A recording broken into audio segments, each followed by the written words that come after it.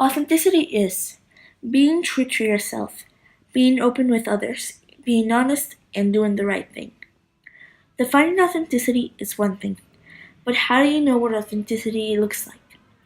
How do you know if someone's truly open and honest? What behaviors demonstrate authenticity? Think about leaders you know personally or from the news and history. Which ones do you think are authentic? How does their authenticity show through? For example, Martin Luther King Jr., leader of the civil rights movement. Sam Palmisano, former CEO of IBM. Oprah Winfrey, actress, former television show host. Jack Welch, former CEO of GE. Al Kenny, former CEO of Xerox. Steve Jobs, former CEO of Apple. Eleanor Roosevelt, former First Lady.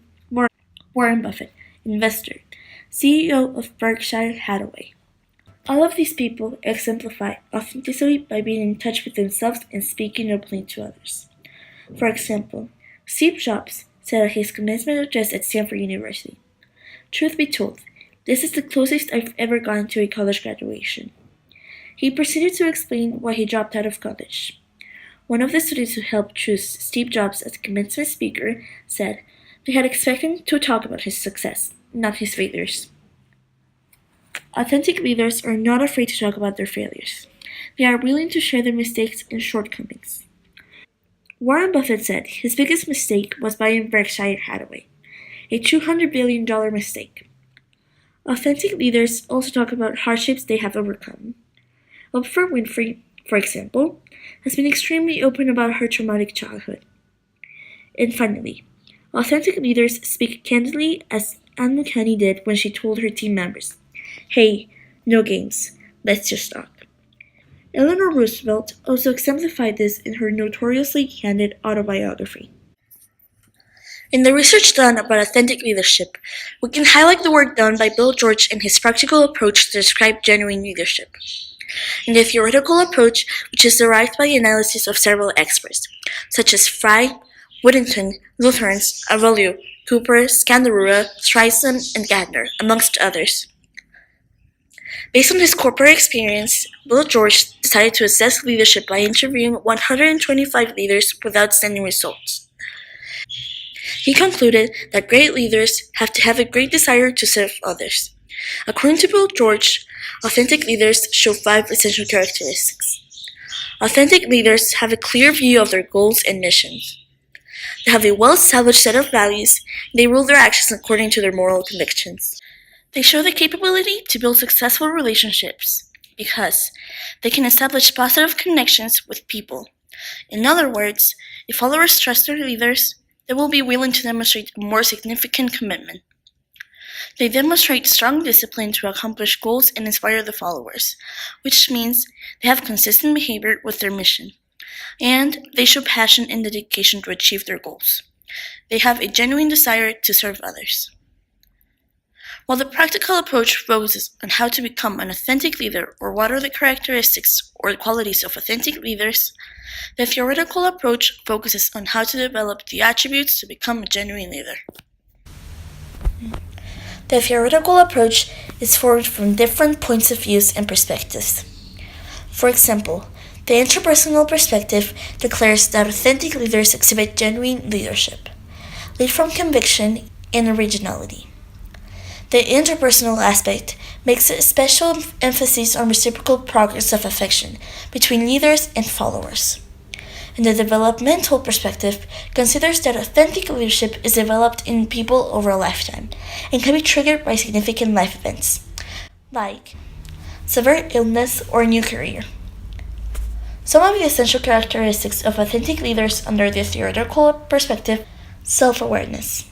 It means to have a clear perspective of how our behavior and the decisions we make impact and affect others. In other words, the way we commit ourselves to achieve this mission. Self-awareness is the first step to authentic leadership. You have to know who you are and what is important to you to be true to yourself. This may sound easy. Internalized moral. How committed we are to behave based on our ethical standards.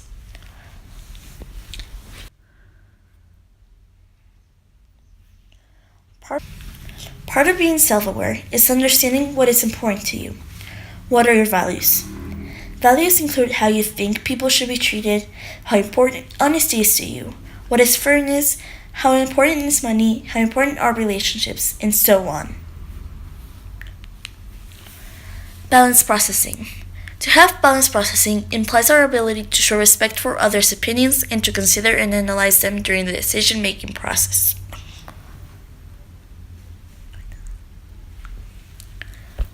Relational transparency. Act with honesty and present ourselves as we indeed are. To understand why women are not getting top managerial positions and how authentic leadership may empower women to pursue them, we conducted a focus group.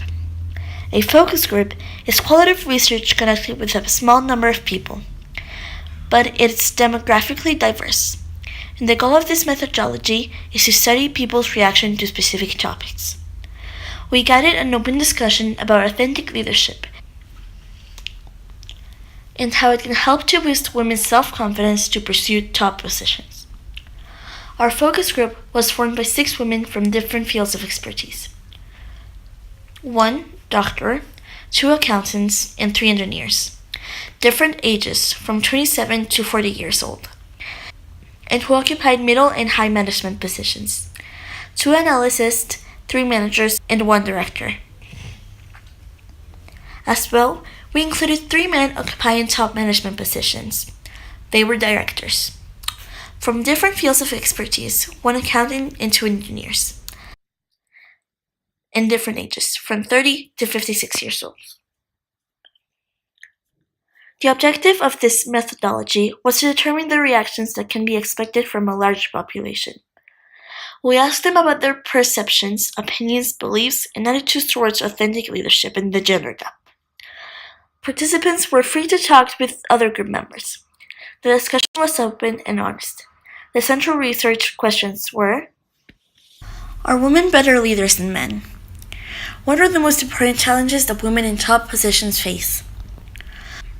Are more of the difficulties internal or external? What are the strengths that women most often use to deal with difficult circumstances? Are women's problems different than those of men in same positions? What are differences in leadership style for men and women? Which traits serve women best? Which features hold them back? Are gender-specific differences more significant than individual personality traits?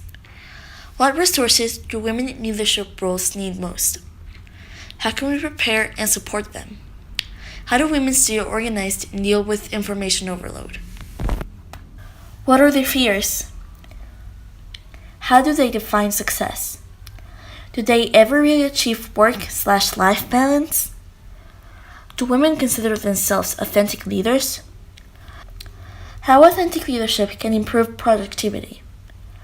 What are the leadership styles in which men succeed? Male survey respondents agree that men and women are promoted at an equal rate. Less than half of the female respondents feel the same way. A female director told us that she's watched as 3 of her male colleagues have gotten promoted without any indication that role was on the table to even consider. She met with her managing director to discuss quarterly goals and assignments she'd like to lead. Yet, the same men who she claims are not scheduling those separate meetings continually get the choice assignments. I feel like I have to shine to get that promotion and they can just show up, she said. When we asked what the biggest obstacle was to women advancing, men and women agreed that a non-supportive or biased corporate culture still plays a big role. Survey respondents also flagged a lack of female leadership as a top barrier for women rising up. Male survey respondents indicated that men and women are equally likely to become leaders in their industry. Only few of the females indicated the same. When it comes to women in primary decision-making roles, only few expressed confidence that opportunities were equal to workers across the gender. The demanding hours of many jobs remains a top reason why people in the industry believe more women aren't making it to the top. Survey respondents also cited more opportunities for mentorship and sponsorship, as a top way to make women feel more supported in their career.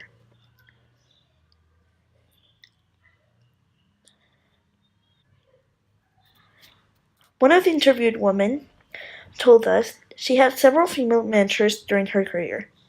These women have families and still have made it to higher levels within the firm, giving her confidence that she will be able to do the same one day. People inside the focus group agreed that there is a bias in the corporate culture that continues to hold women back. Yet, there is disagreement between men and women, as well as senior leaders and entry-level associates, on whether the industry is changing. While men believe women have equal access to promotion and raises, women do not. Female workers believe they don't have the same opportunities as their male peers when it comes to career advancement and pay. Males believe that men and women working at the same level are paid the same at their companies. Only 40% of the females in the focus group think that is true. When asked later on in the survey for solutions to help women to succeed, several respondents cited equal pay for equal work as a top concern.